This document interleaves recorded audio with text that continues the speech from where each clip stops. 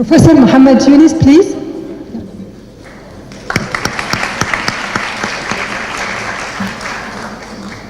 Thank you. Good morning. I'm absolutely delighted to be here this morning, and I feel very privileged to attend this particular meeting because all my life I was trying to draw attention to the subject of women empowerment and the negligence that the society has extended to the women all across the world. Bangladesh has not been a country where it's known for good governance, but it has a tremendous achievement on the women empowerment front. Some 30 years back,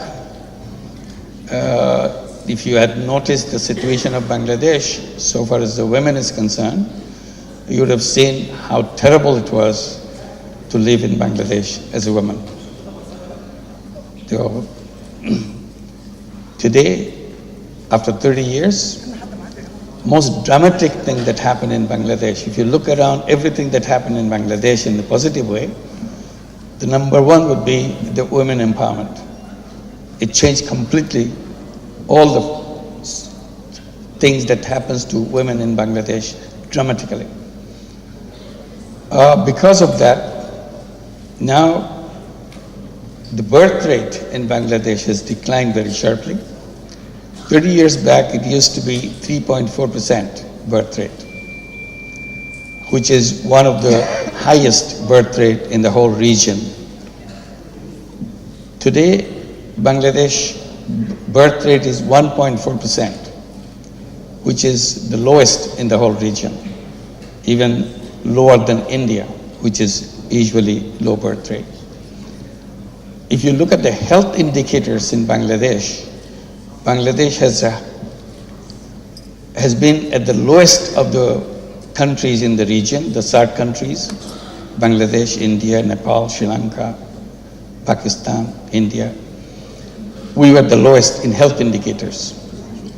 In the last 30 years, gradually we moved past on one country after another to give the health care to the poor people in Bangladesh. Today, healthcare indicators across the board, Bangladesh is at the top. So another thing happened by changing the status of the women. If you ask how did all this could happen, and immediately people will, the researchers will tell you, the most basic thing that Bangladesh has done is shaken up the old relationship of the women to the rest of the society.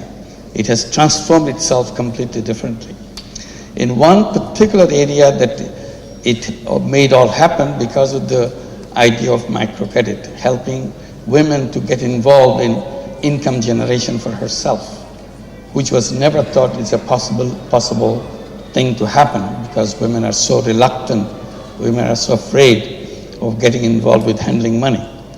So when we created a small bank, in the beginning it was not a bank, it was my personal initiative to start lending money to the poor people, not because I wanted to create a bank, it was all because I wanted to fight out the loan sharks in the villages, which was a kind of a terrible thing that they do to individual person who borrow from them.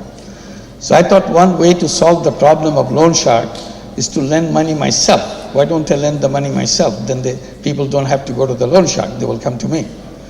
And I started lending money out of my own pocket. And people all responded to it. They started gathering around me to borrow more and more money.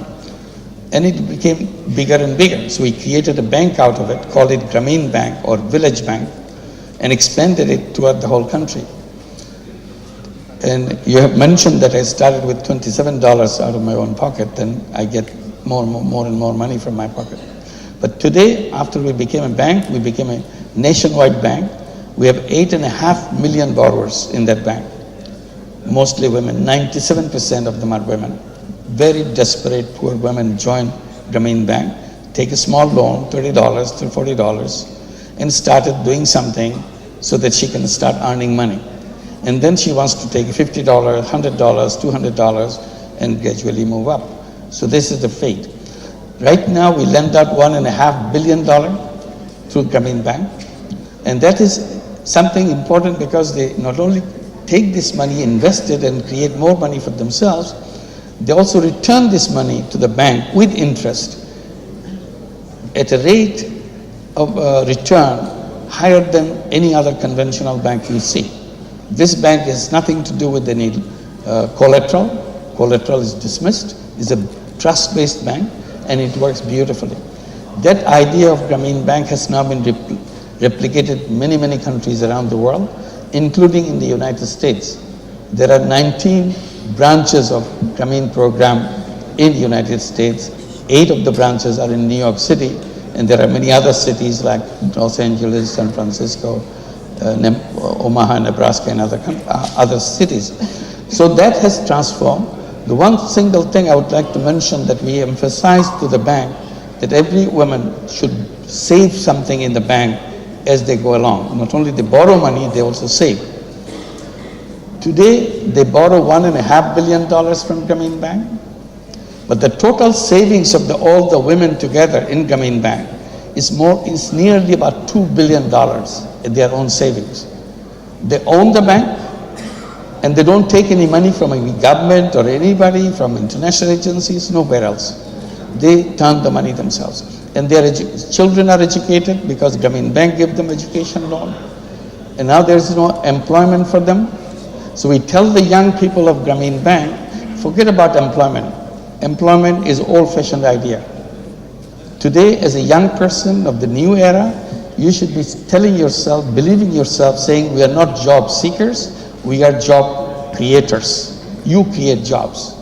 And what we do, we create a social business fund and ask them to come up with the business idea, and then we invest in them. So to take that investment money, create a business. So every young person can become an entrepreneur. Forget about the unemployment. You create the employment rather than be victim of the unemployment. So that has transformed both boys and the girls. Everybody has equal opportunity. So it demonstrates in a clear way, once you shake up the condition of the women, particularly the poor women, it transforms the society in a tremendous way. Thank you very much.